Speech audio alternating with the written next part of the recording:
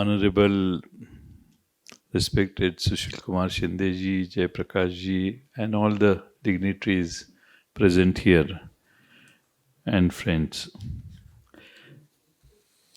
I would like to thank Mr. Karad, Senior Karad and Junior Karad. They have brought all of us together. And since last 3 days, today is the third day, the biggest ever conclave of all the legislatures is organized in Mumbai. This was only possible because of Dr. Karad's vision, efforts. So we all thank him because nobody in this country ever imagined that all the legislatures from different states will come together and start thinking about various global issues and various national issues. There are a lot of issues we can discuss here, but the very issue of surviving has been raised by Mr. Pasha, the most respected farmer leader who has walked across the state for various issues. And he has put forth a point which is very crucial. What happens to the humankind in 2047? We don't have any answers. We have, like we call it in Marathi, Malampatti. So we have small interventions. And India has to be very serious about the survival and climate change. All our leaders speak about climate change. The action doesn't reflect. There are no actions which we can see on the ground.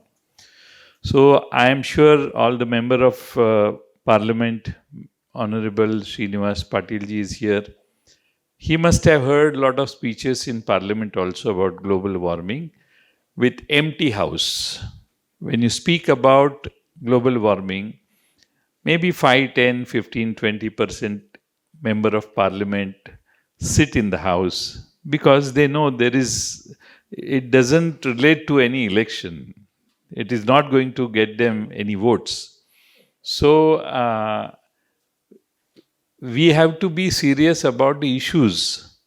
The democracy has to be serious about the issues which are global and which are ticking. The time is ticking. And as you have mentioned, 2047 is very close to us. We have seen a democracy for last 75 years. In last 75 years, we are celebrating our independence. And now we are talking, and very good occasion today we are meeting here for thinking about what is going to happen in next quarter of the century. 25 years when we complete 2047, where India stands and where do we go? There are very important issues as, sir, you have raised, old and new pension scheme. I remember in 2004, the issue came up that old pension plus salary plus interest burden on the state. So the salary and the old pension, the proportion we calculated in 2004 when I was a finance minister and Honorable Shinde Saab was our chief minister. We realized then that by 2020, the pension will become 2x. If X is the salary, the pension will become 2x. And it will eat out all the revenues. We won't have any developmental work which we can show to the people. And we will be only catering to people who work in the government. So a decision, well-thought decision was taken then and was supported when Manmohan Singh ji was Prime Minister, and it continued. Now, in an era of freebies, everybody is jumping on this issue and trying to please government workers. It is a party's decision. Every party takes a decision. The parties who have taken decision, eventually the people of that state may realize, but that decision is helping. Reversing the decision is helping many states, many parties to gain the power. So likewise, there are freebies in other areas also. So this is something which is very alarming. In India, we were never thinking, we have never thought of distributing or like you subsidize the consumption. So consumption subsidizing idea is detrimental for the economic growth. Unless and until we invest in infrastructure, unless and until we do something for creating hospitals. If you start creating hospitals, subsidize the poorest of poor, and take money from the people who can afford it, yes, it is a balancing way of doing running the government. But if you want to subsidize the entire thing, then there is it will happen. You can survive for a few years, but after 7 years, 8 years, 9 years down the line, I am sure that state is going to suffer. So now today the time is people want what is there today.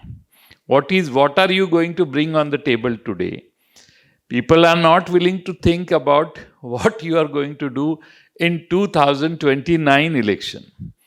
People are asking us, how are you going to gain the power? 2024, how are you going to take the power? How are you going to commit the people? How your manifesto will appeal the people? So this is very challenging because there are various number of parties. People are approaching people, and this is a new style which has come in India, which is very serious. We all parties should come together and think about this also. Another very important issue is, what about justice in this country? If you see the pendency of the cases in the courts, it is so horrifying that people are waiting for the justice for 15, 20, 30 years. Cases are pending. We are not doing anything to expedite the matter. Within 2 years, every case should get over, including the Supreme Court. If that is achievable, then there is a fear of the law in public's mind. When I know that if I kill someone, it will take 15, 20 years for the final decision of the court. So this is something which is very serious in this country. I had been to US, and some Indian people called me for a speech, and I gave a good speech there. And one person stood and said, I have a question. He said, okay, you are asking for us to come to India and invest in Maharashtra. If I invest in Maharashtra, and if a neighboring plot owner has a dispute with me, can you give me a fixed time within 2 months that issue will be resolved? If I go to court within 4 months, 3 months, is there a time limit for justice in your country? I said, I am sorry, I cannot give you commitment. So he said, that is why people don't want to come to your country.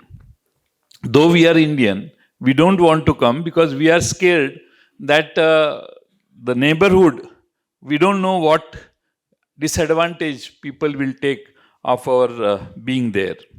So pendency in court is very serious matter, and we should flag. So, okay, I can stop. Okay, then I'll stop here.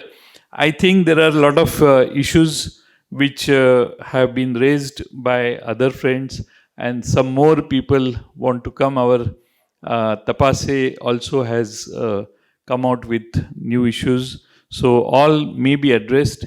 2014-7, I will conclude with one a small thing which will be which will get over in 2 minutes. I want to draw your attention to where India stands in the world scenario. So India ranks 161st in World Press Freedom Index. Pasha Sahib. 161 number आहे आपला देशात जगातल्या freedom of प्रेसमध्ये. 126th in world happiness index. आनंदी मन ह्याच्यात आपला number 126 आहे.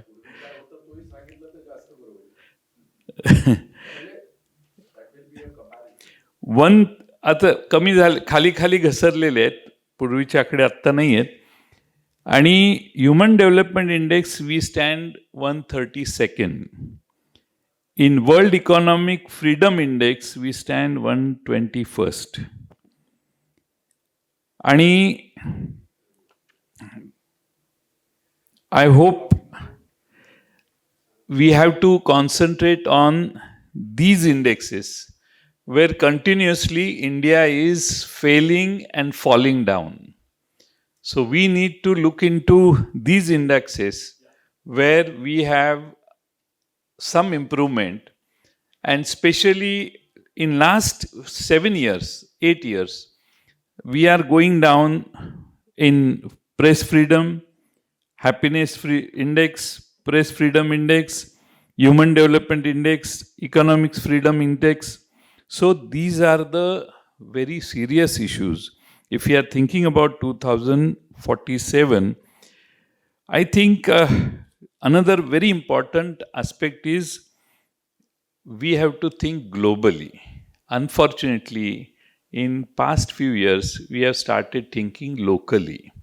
Now, locally means about the gully, about the village, about my community, about his community, about that community. So we have to teach people, and all the political parties should commit to this, that we should think of global existence. And secondly, very important aspect is why America has developed, why it has progressed. It is willing to they are welcoming all religions, all caste. They are not saying that Muslims should not come to this country. They are not saying that this community should not come. So in India, the intolerance has grown so much that it is giving hint that we don't want this community in this country. This is very, very alarming. And we are talking about inclusive economic growth, but you are excluding them from economic growth by your actions, by your statements. So I'm sure that after a few years, we will start telling those people, certain communities, that we don't want you in this country. We are indirectly saying today, and this is a politics of economics of excluding some communities. If you start excluding some communities, I don't think our growth will be as fast as we expect. And lastly, I will read few lines of Ravindranath Tagore ji.